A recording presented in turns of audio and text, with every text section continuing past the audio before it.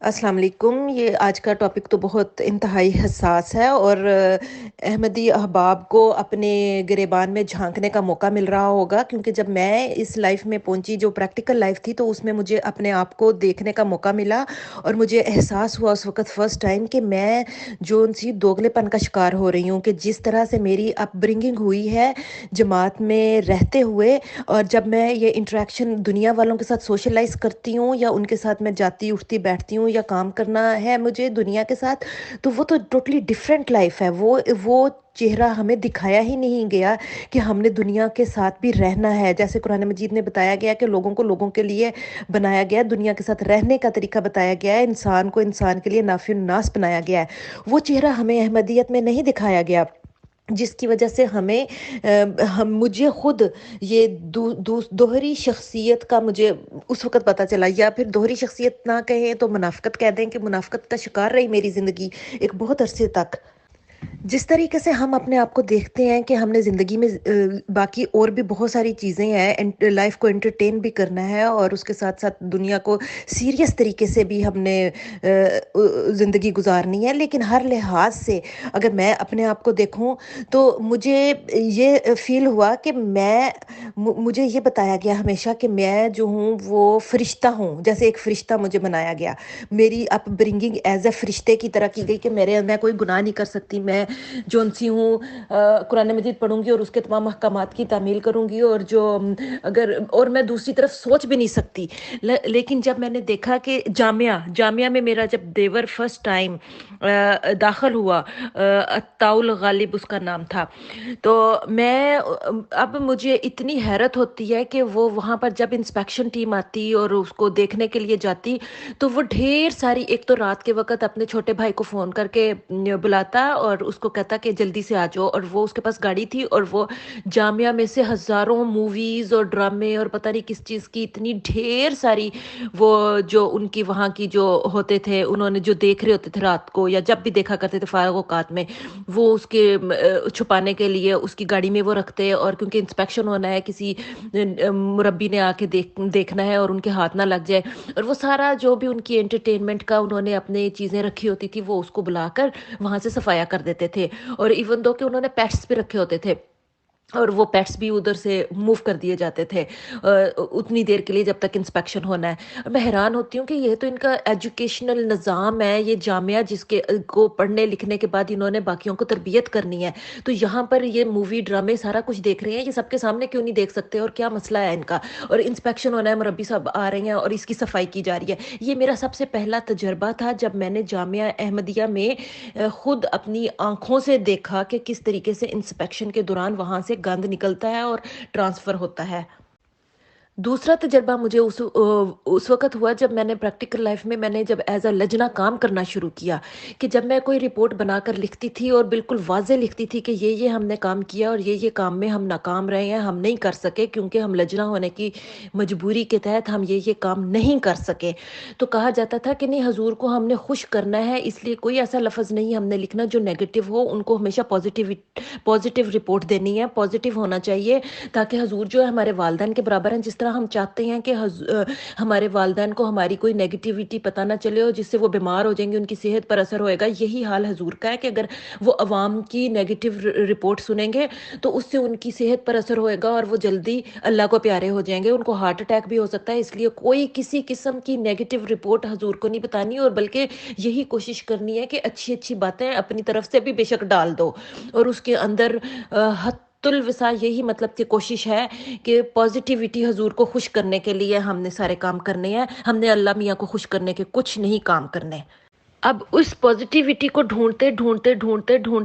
میری آدھی زندگی گزر گئی، کیونکہ میں کس حد تک پازیٹیو ہو سکتی تھی کہ میں اب فرشتہ تو تھی نہیں، نہ ہی میں آگے لوگوں کو جب دیکھتی ہوں تو وہ بھی فرشتے بالکل نہیں تھے، اور ان میں بھی بہت ساری خامیاں نظر آتی تھیں، وہ آ کے میرے پاس بیٹھ کے لجنا باتیں کرتی تھی، اور جب حضور عائشہ اکیڈمی میں آئے ہیں تو ایک ہی بات انہوں نے، اچھا مجھ سے پرامس کیا جائے کہ آپ لوگ ہر وقت اسی طرح سر پہ دوپٹے رہ کر ساری زندگی گزارو گی. کہیں پر انہوں نے یہ نہیں کہا کہ آپ نے جھوٹ نہیں بولنا، منافقانہ زندگی نہیں گزارنی، آپ نے کوئی اس طرح کے جو باہر جو اخلاقی جو پوائنٹس ہوتے ہیں انسان کی اخلاقیات کے اوپر،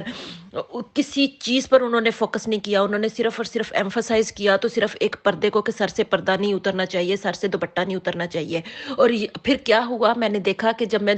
اسکول میں کام کرنے لگی تو وہی احمدی لڑکیاں جن کو حضور نے کہا تھا سر پہ دوپٹہ نہیں لینا، انہوں نے منافقانہ طریقے یہ اختیار کیے کہ گھر سے تو دوپٹے لے کے جاتی تھیں لیکن جا کر اپنے لاکرز میں بند کر کے اور اپنے بلکہ ڈریس بھی چینج کر لیتی تھیں. اور اس سے اتنا مجھے شوق پہنچا کہ یہ دو چہرہ کیوں ایسا ہے، جب حضور جانتے ہیں کہ وہ خود رہتے ہیں انگلینڈ میں. کیا ان کو نہیں پتا کہ باہر کے لوگوں کی جو ڈریس اپ ہے یا ڈریسنگ ہے، کس طریقے سے لوگوں نے کام کرنے ہیں، جاب کرنے ہیں؟ حضور نے تو جاب کوئی نہیں کرنی، انہوں نے تو چندے کھا کے ڈکار مار کے سو جانا ہے. لیکن جو وہ عورتیں جنہوں نے ابھی اپنی ایجوکیشن کمپلیٹ کرنی ہے، یونیورسٹی سے لون لینے ہیں، پیسے لینے ہیں، پھر ایسے لوگ ہیں جو مورگیجز اتار رہی ہیں، عورتیں سنگل مدر ہیں یا عورتیں بیوائیں ہیں، طلاق یافتہ ہیں، کچھ بھی ہیں ان کی، یا اکیلی زندگی گزار رہی ہیں، انہوں نے بھی تو اپنے ذریعہ معاش کے لیے کوئی سٹرگل کرنی ہے. ان کو یہ پردہ جون سا ہے، یہ جو سر پہ رکھا ہوا دوپٹہ انف نہیں ہے، وہ اس میں رہ کر یہ سب کچھ نہیں کر سکتی. اس کے علاوہ بھی کوئی ہدایات کوئی جاری کی جا سکیں تو نہیں. انہوں نے کسی قسم کی ان کو کوئی اور شعور کی بات بتائیں کہ آپ نے اپنی اخلاقیات لوگوں سے ملنے کے لیے اور کون کون سے اخلاق پر آپ نے میں اضافہ کرنا ہے. نہیں، انہوں نے کسی چیز پر کبھی کوئی بات نہیں کی. اور ان سب چیزوں کو جب عورتوں کے اوپر یہ سارے مسئلے مسائل آئے تو انہوں نے دوپٹہ سائڈ پر رکھ کر اپنے سارے کام کیے. لیکن جب وہ گھر میں آتی تھی تو ان کے سر پر ایک دوپٹہ ہوتا تھا، جس سے وہ پھر جب حضور کو خط لکھتی ہیں تو بتاتی ہیں کہ ہم ہمیشہ سر پہ دوپٹہ رکھتے ہیں، جس سے پھر ان کو شاباشی کا ایک لیٹر وصول ہوتا ہے. اب اس طرح سے حضور کو سیٹسفائیڈ کرنے کے لیے، ان کو خوش کرنے کے لیے سر پہ دوپٹہ بھی رکھا جا رہا ہے اور ساتھ گھر سے باہر نکلتے ہوئے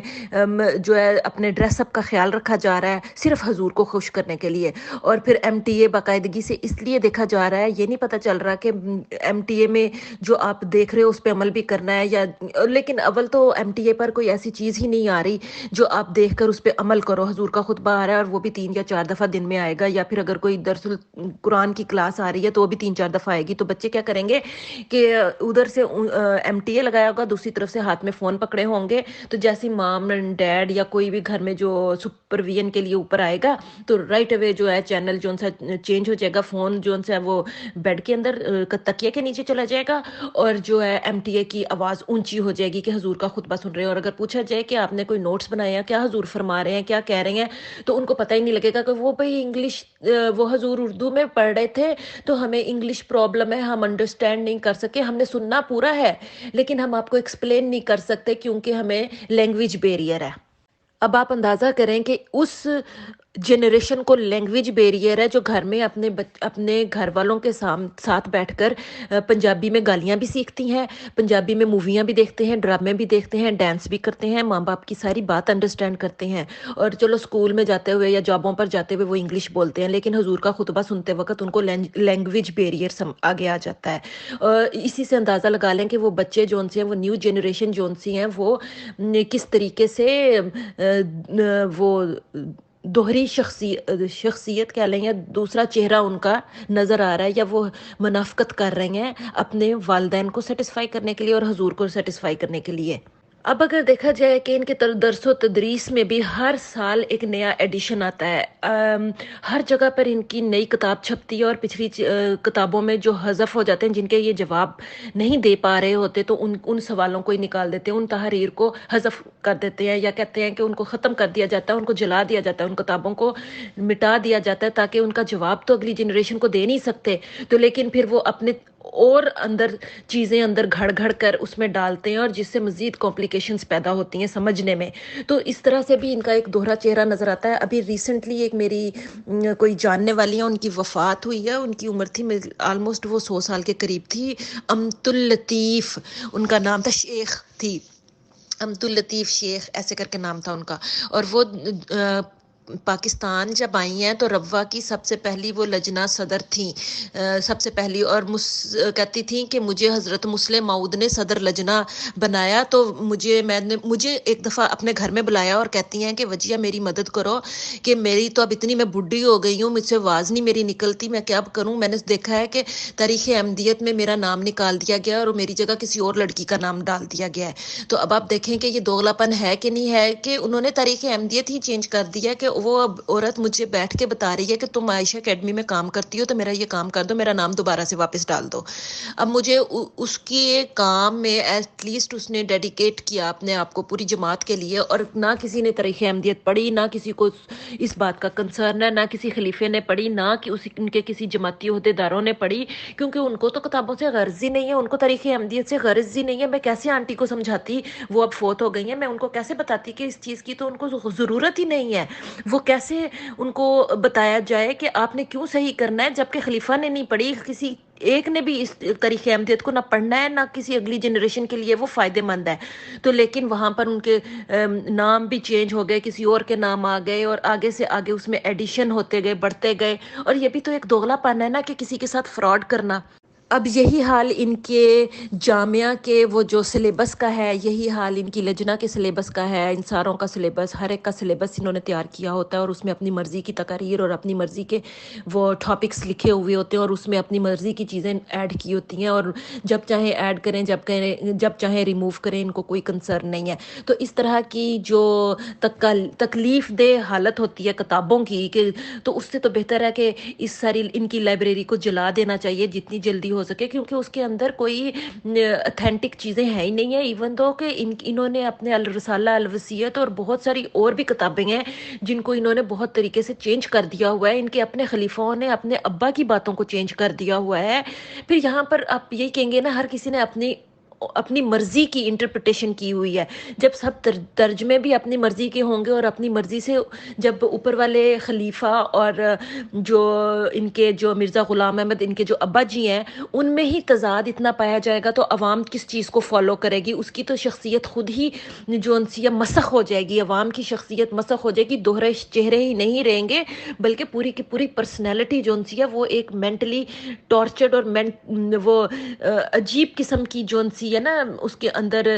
بیماریاں پیدا ہو جاتی ہیں کہ ہم کیا کریں، ہمارے پاس ہمیں سمجھ نہیں آ رہی کہ یہ کتاب کھولو تو کچھ آیا، اس کتاب کو کھولو تو کچھ ترجمہ ہے، لیکن جو حضور جو حکم دے رہے ہیں وہ کچھ اور دے رہے ہیں۔ تو اس سے بھی انسان کی جو ذہنی حالت ہے وہ بہت ہی خراب ہوتی ہے، اور وہ فوکس نہیں کر رہا ہوتا ایک چیز پر۔ جس طرح ہم ایک قرآن مجید کو پڑھتے ہیں اور ہمیں پتہ ہے کہ یہ چیز ہے، اس کا ایک ہی مطلب ہے، اور اس کے کئی مطلب اس طرح سے نہیں ہے جس طرح سے مرزا غلام احمد نے بنایا ہے یا ان کے خلیفاؤں نے مطلب نکالے ہیں۔ تو اگر ان کی تراجم دیکھا جائے تو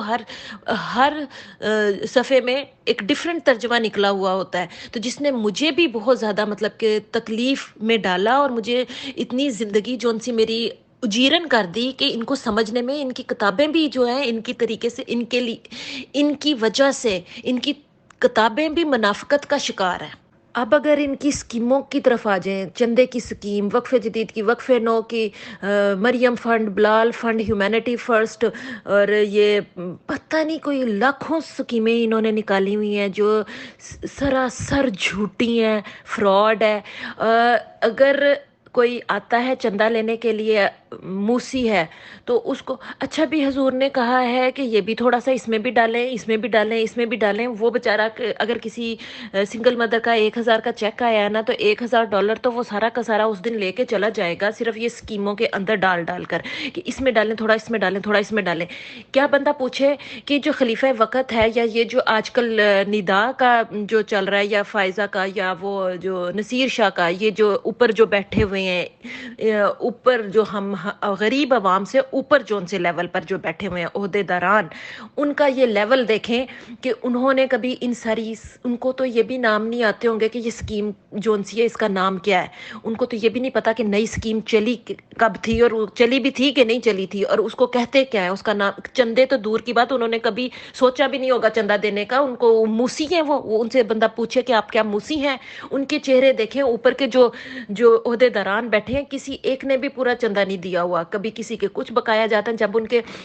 ابا یا اماں یا کوئی بھی فوت ہوتے ہیں تو اتنے بقایا جات کی لسٹ پڑی ہوتی ہے کہ آپ بقایا دیں گے تو مردہ اندر جائے گا. تو صاف پتہ چلتا ہے کہ ساری زندگی تو انہوں نے نماز اور تہجد اور حضور کے خطبوں کو انہوں نے کبھی چھوڑا نہیں تھا. آج ان کے بقایا جات نکل آئے, یہ ایسے کیوں ہوا؟ تو اس سے بھی تو پتہ چلتا ہے نا کہ چندہ دینے کے لیے تو آپ نے کبھی کوئی ایفرٹ نہیں کیا, اور صرف آپ لوگوں نے ہمیں صرف یہی دکھایا کہ حضور کو فالو کرو. اب بات آتی ہے ہیومینٹی فرسٹ کی اور لو فار آل ہیٹڈ فار نن کی. یہ لوگ کسی کو اپنے سے باہر کسی کو بلانا پسند نہیں کرتے, کسی سے بات کرنا پسند نہیں کرتے. تو یہ انہوں نے لو فار آل ہیٹڈ فار نن کیسے انہوں نے اپنے منہ سے نکالا؟ یہ تو اپنے ہی عزیز اور رشتہ داروں کو قطع رحمی کا سبق پڑھاتے ہیں جب وہ ان کے خلیفہ سے وہ ذرا سا بھی اوپر نیچے بات کر لیں. تو یہ لوگ آپ کو لو فار آل ہیٹڈ فار نن کا سبق پڑھائیں گے؟ یہ کیسے ممکن ہے؟ اور پھر دوسری بات ہے ہیومینٹی فرسٹ. ہیومینٹی فرسٹ کے وہ نظارے ہم نے دیکھیں قصر خلافت میں نظر آتے ہیں, افریقہ میں نظر آتے ہیں, تھائی لینڈ میں نظر آتے ہیں, ملائیشیا میں نظر آتے ہیں. ہیومینٹی فرسٹ کرونا کے دنوں میں نظر آیا ہمیں, جب ان کے خلیفہ نے کہا کہ جلدی سے بھاگو اور اپنے اپنے گھروں کو ذخیرہ اندوزی کر لو اپنے اپنے گھروں میں. اور انہوں نے اتنی زیادہ ذخیرہ اندوزی کی کہ باہر کے مال اور مارکیٹس جو خالی ہو گئے, اور لوگوں کو کہنا پڑا کہ تم لوگوں کو شرم حیا نہیں آتی کہ دکانیں جو ہیں وہ خالی نہیں ہونے لگی, اس کو ہم بھر دیں گے. یہ یہاں کے ملک کے پریزیڈنٹ کا کام ہے, گورنمنٹ آف کینیڈا کا کام ہے کہ ہم نے فوڈ اپنے لوگوں کو پرووائڈ کرنی ہے, بھوکے نہیں مرنے دینا. یہ گورنمنٹ آف کینیڈا کی ذمہ داری ہے, نہ کہ یہ کہ خلیفہ وقت کی ذمہ داری ہے جس کا اتنا بڑا خطبہ آیا تھا اور جس نے اپنے لوگوں کو حکم دیا تھا کہ جلدی سے ذخیرہ اندوزی کر لو. اس سے بڑی بات اور کتنی خوفناک بات کیا ہے کہ یہ سیلفش اور ہیومینٹی فرسٹ. اب دیکھیں خلیفہ وقت کی آپ انٹلیکچوئل لیول دیکھیں کہ اپنے احمدی جماعت جون سی پوری دنیا میں ہے, ان کو کیا کیا احکامات دیتے ہیں اپنے خطبات میں. یہ نہیں بات کرنی کہ اللہ ہم پہ رحم فرمائے, تیسری جنگ عظیم نہ ہو, اور جا کر اگر آپ اتنے بڑے عہدے پر فائز ہو تو آپ کا حق ہے کہ انسانیت کا کام کرتے ہو. ان ہیومینٹی فرسٹ آپ کا نام, آپ کی ایک اسکیم چل رہی ہے, تو اس کی وجہ سے آپ لوگوں میں آپ جا کے بات کرو. تو جنگ سے بچنے کے فائدے نہیں, یعنی کہ یہ دوائیاں ہیں, تیسری جنگ عظیم ہونے والی ہے, پوری اپنی عوام کو ڈرایا ہوا ہے کہ تیسری جنگ عظیم ہونے والی ہے, اپنے گھر میں یہ ذخیرہ اندوزی کرو, اور یہ دوائیاں کھانی ہے, ریڈیشن ہوگی تو یہ دوائیاں کھانی ہے, اپنے گھروں میں رکھو, یہ سامان آپ کے گھر میں ہونا چاہیے. جنگ کے دنوں میں ان چیزوں کی کمی ہو جاتی ہے, تو آپ کو ہر وقت احتیاط کرنی چاہیے. اور لوگوں نے 10 سال سے سنبھالا ہوا ہے, ایکسپائر بھی ہو چکا ہوا ہے, اور یہ آپ نے کام کریں. جنگ کی اتنی فکر لگی ہوئی ہے جو ابھی تک نہیں ہوئی. ان کو یہ اعتبار نہیں ہے کہ دنیا میں جو بہت بڑے بڑے اور لوگ جو بیٹھے ہوئے ہیں, کیا وہ اس جنگ کو ہونے دیں گے؟ کہ کیا آپ نے بھی اس جنگ کو ہونے یا بند کرنے کے لیے کسی چیز میں حصہ لینا ہے, کہ صرف اپنی عوام کو صرف حکم ہی نازل کرنا ہے کہ ہر وقت ڈرائی رکھا ہوا ہے کہ جنگ ہونے والی ہے, اور ہر عوام نے پچھلے 10 سال سے اپنے گھروں میں چیزیں اکٹھی کی ہوئی ہیں. اتنی دیر میں کرونا آ گیا, تو کرونا کی وجہ سے چیزیں اکٹھی ہو گئی ہیں, اور جن کو دینی ہے چیزیں وہ ملائیشیا میں اور انڈونیشیا میں لوگ مر گئے, اور ان کو وہ لاک ڈاؤن کی وجہ سے ان کو کچھ ملا نہیں. تو اس میں یہ انہوں نے ہیومینٹی فرسٹ نے کہا کہ کیونکہ عفاف ازہر دے رہی ہیں, وہاں پر پرووائڈ کر رہی ہیں چیزیں, تو آپ نے ان سے نہیں لینا. اور ان کو نہ صرف ان کو منع کیا گیا ان کی فوڈ لینے سے, بلکہ ان کو یہ بھی کہا گیا کہ اس کا اخراج از جماعت کا اس کو لیٹر بھیج دیا گیا کہ آپ کون ہوتی ہو کہ ہم سے پوچھے بغیر ان کی مدد کرنے والی. یہ ان کی ہیومینٹی فرسٹ ہے کہ جہاں پر کسی انسان کی مدد کے لیے اگر کوئی دوسرا انسان آگے بڑھتا ہے تو اس کو آگے بڑھ کر روک دیتے ہیں اس کی مدد کو, اور وہ پسند نہیں کرتے کہ ہمارے علاوہ کوئی اور ہماری جماعت کو کوئی ہیلپ کرے. اور اگر جماعت کا ہی بندہ کر رہا ہے تو اس کو پھر اس پہ الزام لگا کر اس کو تعزیر کا لیٹر دے دیا جاتا ہے کہ تم خلیفہ وقت سے بڑے کیسے ہو سکتے ہو، تم میں یہ ہمت کیسی آئی کہ تم یہ کام کرو، اور اس کو پھر تعزیر کر دی جاتی ہے۔ یہ ان کی انسانیت کا لیول ہے، یہ اخلاقیات ہے ان کے، اور پھر ان کے دوہرے چہرے نظر آتے ہیں کہ نام ہیومینٹی فرسٹ، کام ہیومینٹی لاسٹ، اور بلکہ ہیومینٹی ہے ہی نہیں ہے۔ اب میں یہاں پر فنکشنز، ڈفرینٹ فنکشنز کے اوپر آتی ہوں کہ جیسے احمدیوں کو منع، مجھے تو اپنے گھر میں یہی ہمیشہ منع رہا کہ جب میں اپنے کسی بھی عزیز رشتہ دار کو ہیپی برتھ ڈے کہتی تھی تو کہتے نہیں، کیک کاٹنا منع ہے اور ہیپی برتھ ڈے منانا منع ہے۔ مجھے اندر سے کوئی لاجک نظر نہیں آتی تھی کہ کسی کو کہنا بھی منع ہے، کیوں؟ اور اپنے اپنے گھروں میں سب اور فل ٹائم انجوائے کرتے ہیں ان کے جو خاندان والے ہیپی برتھ ڈیز وغیرہ، یہ ساری چیزیں، اور شادیوں کے فنکشن جو ان سے جتنے ان کے شاندار ہوتے ہیں، ہم غریب عوام تو ان کے برابر بھی نہیں ہوتی۔ جہاں پر ایک کہا جاتا ہے کہ آپ سادگی اختیار کریں، آپ نے جو احمدی لوگ ہوتے ہیں، عورتیں ہوتی ہیں، انہوں نے منہ کھولے ہوتے ہیں اپنے میاں سے، ان سے ان کی بہت زیادہ شاپنگیں کرواتے ہیں، ان کی وہ چیزیں ان سے بار بار خواہشیں کرواتی ہیں عورتیں جو ان سی ہیں کہ ہم نے میک اپ لینا ہے، ہم نے نئی سے نئی چیز، برانڈڈ چیز لینی ہے۔ آپ کو شرم نہیں آتی کہ ان کا جو ان سے آپ کے میاں کے جو ان سے تنخواہ اتنی نہیں ہوتی جتنی آپ کی فرمائشیں ہوتی ہیں؟ بندہ پوچھے کہ ہماری فرمائش تو جینون ہوتی ہے، عورت کی تو فرمائش جینون ہوتی ہے، جو اس کو بچہ پیدا کر کے دے رہی ہوتی ہے، اس کا گھر چلا رہی ہوتی ہے، اس کے لیے وہ ایک باعث فخر اور آرام ہوتی ہے۔ لیکن آپ بتائیں کہ آپ جب اس کی جو جیب کو کنگلا کر رہے ہوتے ہیں، وہ آپ کا اجازت دیتی ہے، آپ کا ضمیر اجازت دیتا ہے کہ جتنے 10 قسم کے جو ٹیکس دیے ہوئے ہیں یا 100 قسم کی آپ کی جو اسکیمیں چل رہی ہیں، اس سے زیادہ عورت کا زیادہ حق ہے آدمی کی تنخواہ پر، یا خلیفہ وقت کا جماعت کا زیادہ حق ہے؟ عورت تو تھوڑی سی خواہش کر کے سال میں ایک دفعہ چیز لے لے گی، لیکن آپ لوگوں کی خواہشیں تو ختم ہی نہیں ہوتی کہ آپ لوگوں کی تو خواہشوں کی ایک لمبی لسٹ ہے کہ ہمارا جو ایک آدمی بیچارہ جو انصار یا خدام یا اتفال ہے، وہ تو اپنی جاب شروع ہونے سے پہلے ہی وہ مقروض ہوتا ہے جماعت احمدیہ کا۔ جاب اس کی بعد میں شروع ہوگی، اس نے پہلے سے اس نے چندے دینے ہوتے ہیں۔ تو اس کے بارے میں آپ کی لسٹ جو سی بے انتہا لمبی لسٹ کا ہم کیا مطلب کہ وہ بھی فرمائشی لسٹ، کہ بندہ پوچھے کہ اس فرمائشی لسٹ میں سے آپ لوگوں کو ہی وہ فائدے ہو رہے ہیں، ہمیں تو کوئی فائدہ نہیں ہو رہا، تو اس کے بارے میں آپ لوگ کیا کہیں گے؟ یہاں پر یہ بھی بتاتی چلوں کہ یہاں پر جس طریقے سے انسانیت نے ترقی کی ہے، اس کے ساتھ ساتھ ویمن نے بھی بہت اچھی اب ترقی کر لی ہے۔ وہ والے حالات عورتوں کے اور تھے جب ان کو سر پہ دوپٹے اور ہاتھوں میں چوڑیاں ڈال کر اور بٹھایا جاتا تھا اور کہا جاتا تھا کہ تم جون سی مہندی لگا کر اور ناک کے اندر نکیل ڈال کر اور اس طرح کی چیزیں جو زیورات سے آراستہ و پیراستہ کیا جاتا تھا، جو بعد میں پتہ چلتا تھا کہ یہ عورت کو گھر میں گھٹن زدہ ماحول میں اور اس کو قید کرنے کی یہ طریقے ہیں۔ یہ والا جو ماحول ہے، یہ اب عورت نے یہ چھوڑ دیا ہے، ان چیزوں سے وہ آزاد ہو چکی ہے۔ اور جہاں پر ڈریس کوڈ کا جو آتا ہے پرابلم، تو ڈریس کوڈ میں بھی عورت نے اپنے آپ کو بہت ہی اچھے طریقے سے ڈھال لیا۔ اس کو پتہ ہے کہ کون سا مناسب ڈریس ہے اور کون سا سیویلائز قوم جو ہے وہ پسند کرتی ہے اور کہاں پر مناسب ہے۔ ہم دیکھتے ہیں کہ عورت نے اپنے آپ کو بہت اچھے طریقے سے اپنے لیے ایک ڈریس جو وہ چنتی ہے اور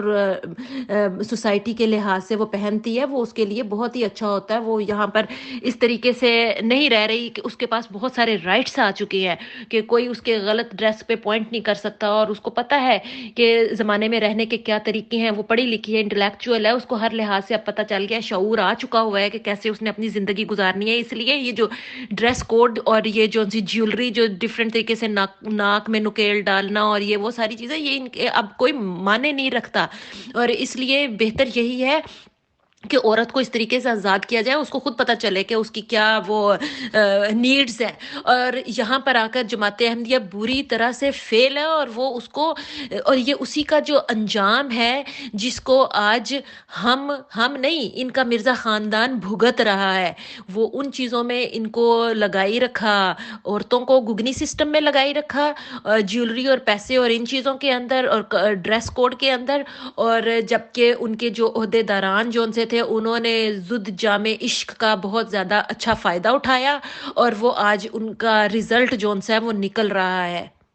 میں یہ زاہدہ کی بات سے اور آفاف کی بات سے بالکل ایگری کرتی ہوں. ان کے ساتھ کیا ہوا کہ میں وہاں پر جاتی تھی، اپنی عائشہ اکیڈمی کی لڑکیوں کو جم لے کے جایا کرتی تھی، اور جم میں بیچاری بچیاں جو ان سی ہوتی تھیں وہ پھر جم کے کلوتھس پہنتی تھی، اور وہی ان کے لیے مناسب تھا، اور اس میں کسی قسم کی کوئی غلط مطلب کہ ڈریسنگ نہیں ہوتی تھی. اور وہ جم کے فوراً بعد نماز کا ٹائم ہو جاتا تھا تو وہ وہیں سے وضو کر کے تو نماز پڑھنے اسی ڈریس میں نماز پڑھنے چلی جاتی تھیں. تو پیچھے بڑی بڑی عورتیں بیٹھی ہوتی تھیں مسجد میں کرسیاں لگا کے، اور آگے صفیں ہوتی تھیں. صفوں پہ وہ جب نمازیں پڑھ رہی ہیں بچیاں اپنے طریقے سے نماز پڑھ رہی ہیں، انہوں نے سر ڈھانکے ہوئے ہیں، کپڑے مناسب ہیں بالکل. تو کیونکہ انہوں نے پینٹ شرٹ پہنی ہوئی ہے، اس پہ ان کو اتنا اعتراض ہوتا تھا. اور ادھر ہی نماز کے دوران ہی اونچی اونچی کانوں میں باتیں کر رہی ہیں اور ڈسٹربنس مسجد میں کر رہی ہیں. اونو ویک اودی کی پیچھے نظر آ رہا ہے، اودا ویک ہو فلانا نظر آ رہا ہے، اس نے یہ کیا، اس کے کپڑوں میں اس کی شرٹ ہے، اس میں پینٹ اس کی جو سی ہے وہ ٹائٹ ہے، یہ ہے وہ ہے. اتنی وہ بڑی بڑی عورتیں فضول باتیں کرتی تھی، جبکہ ان کے اپنے گھروں میں ان کی بہویں، ان کی بیٹیاں، نواسیاں، پوتیاں جو ہم نے اپنی آنکھوں سے دیکھی ہوئی ہیں، وہ انہوں نے کس طرح کے ڈریس اپ پہن کے اسکولوں میں جاتی تھی اس کا کوئی پتہ نہیں. بہرحال انہوں نے پوائنٹ کرنا ہوتا تھا وہاں پر، ان کا جینا حرام کر دیتی تھی، ان کا نماز پڑھنی مشکل کر دیتی تھی. وہ بھی سلام بھی نہیں پھیرتی تھی تو ان کو وہ بالوں سے پکڑ کر یا ان کو کپڑوں سے پکڑ کے جھنجھوڑ کر شولڈر سے پکڑ کر، کڑیے تیری اماں نے تینوں کچھ نہیں دسیا، تینوں رہنے کے طریقے نہیں آندے، یہ وہ اتنی خطرناک عورتیں ہوتی ہیں جو بٹھائی ہوتی ہیں پیچھے. پھر میں نے یہ ایک دو کے ساتھ لڑائی کی. میں نے کہا یہ میری بچیاں ہیں، میں عائشہ اکیڈمی کی ہوں، رسپانسبل ہوں، مجھے پتا ہے کہ انہوں نے یہ جم سے آئی ہیں اور جا کے یہ اب نماز پڑھ رہی ہیں، انہوں نے کہاں پر غلط ڈریس پہنا ہوا ہے، آپ کو کہاں پر غلطی لگی؟ تو پھر جب میں نے جا کے ان کو جھڑکا ہے تو پھر جا کے ان کو عقل آئی ہے کہ اوکے اچھا یہ بول رہی ہے ان کے ساتھ، پھر جا کے چپ ہوئی ہیں. یہ اتنی بدتمیز عورتیں بھی وہاں پر ہوتی ہیں کہ ان کو اپنا ہی پتہ نہیں ہوتا کہ انہوں نے کس طریقے سے بات کرنی ہے، اور مسجد کی کے آداب کا خیال بھی نہیں ہوتا ان کو. یہ ایک عام خواتین جونسی ہیں، ان کا میں نے آپ کو بتایا تھا کہ یہ جو عہدے داران ہوتی ہیں اور پھر بوڑھی ہو جاتی ہیں اور پھر ریٹائرمنٹ ہوتی ہے تو ان کو کوئی اور پوائنٹ آؤٹ کرنے کے لیے چیز نہیں ملتی، وہ پھر ینگ جنریشن کو اس طریقے سے پوائنٹ آؤٹ کرتی ہیں. یہ ایک میں نے عائشہ اکیڈمی کا بتایا تھا. اور اس کے علاوہ مسجد کے آداب ان کو کچھ بھی نہیں آتے، مسجد میں جو ان سے آنے جانے کے طریقے بالکل نہیں آتے. میں نے ان کی فقہ احمدیہ اگلے دن لا کے ان کو پڑھ کے سنائی. میں نے کہا دیکھیں اس میں یہ لکھا ہے مسجد کے آداب اس طرح کے ہیں. تو آگے سے کہتی صدر لجنا، کہتی ہاں ہے میں تو ہمیشہ سے ایسے ہی کرتی آ رہی ہوں. میں نے کہا پھر یہ کتاب بھی آپ نے کبھی پڑھ لینی تھی. کہتی اچھا ٹھیک ہے آئندہ سے پھر میں اس کا خیال رکھوں گی. غریب عوام کے لیے اتنا جینا محال ہے کہ آکسیجن بند ہے. عورت کے لیے، بچیوں کے لیے اٹھ کے وہ گروسری کرنے کے لیے، بچی اگر چلی گئی ہے سر سے دوپٹہ اتر گیا تو وہیں سے باپ اٹھ کے آ جائے گا، واپس آ جائے گا، چھوڑ کے آ جائے گا گروسری کے لیے کہ میں نے تمہارے ساتھ نہیں جانا کیونکہ تمہارا دادا جون سا ہے وہ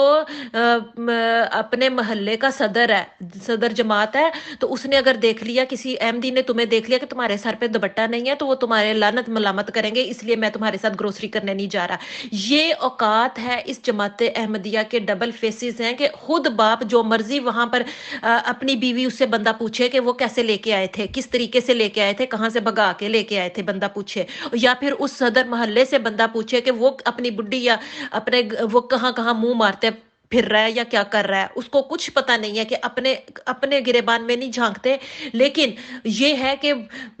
اپنی جو معصوم بچیاں ہیں ان کے اوپر بے جا قسم کی ان کو مینٹلی ٹارچرڈ کرنے کے لیے کس طریقے سے ان کو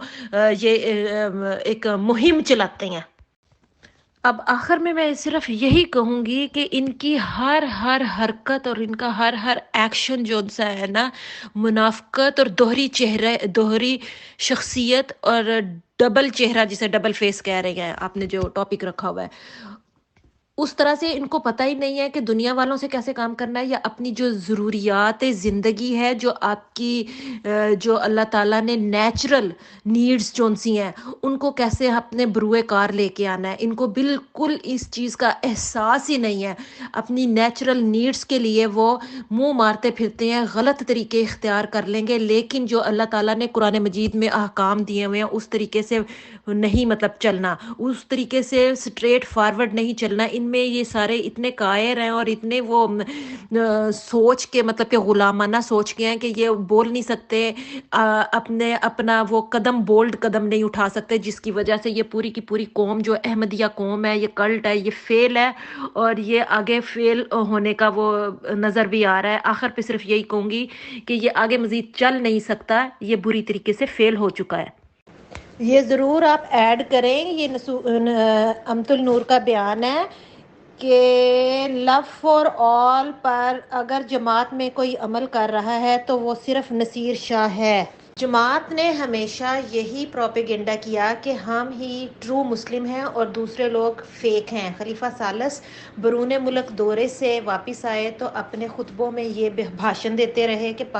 बाहर के मुल्कों में इखलाकी हालत बहुत ख़राब है, बाप ने बेटी से ताल्लुकात बना रखे हैं, इसके कुछ अरसे बाद आपा ताहिरा से शादी कर ली। हमने बाहर के मुल्कों में यही बात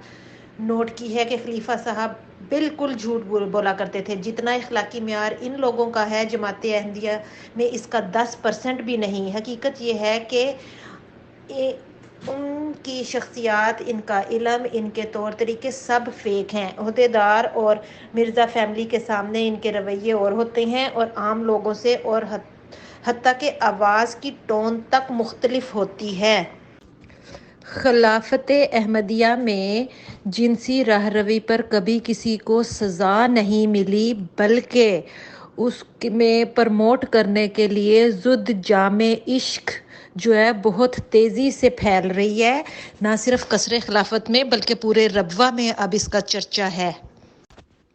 खिलाफत अहमदियत में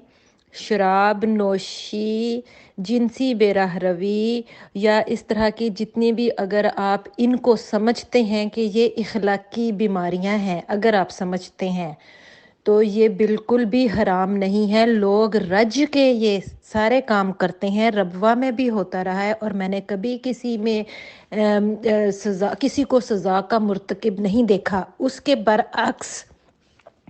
जो लोग जमात छोड़ता है और जो इंसानों की खिदमत करता है और जो अच्छे काम करता है, लोगों को, दूसरे लोगों के साथ कताए रहमी का सबक नहीं देता और बड़े सिला रहमी का सबक देता है, उनको ताज़ीर के लेटर मिल जाते हैं। क्या मस्जिद में आने वाले सब नमाजियों का मुंह सूंघा जाता है? जब नमाजी झूम झूम के आएंगे तो मुंह सूंघने की ज़रूरत नहीं पड़ती। किसी भी जुर्म की कोई सज़ा नहीं है, इसीलिए तो लुट पड़ी हुई है। सज़ा सिर्फ उस बात की है कि खलीफों या मिर्ज़ा फैमिली के किसी करतूत पर कोई ज़रा सी बात कर ले,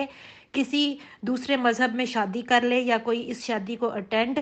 कर ले, ऐसी ही ला मतनाही बातों पर ताज़ीर, इखराज, मुकातिया की सज़ाएं होती हैं। ओहदेदारों और मिर्ज़ा फैमिली की चापलूसियाँ खुशामदें करते रहो और फिर जो मर्ज़ी करो, सब माफ़ है।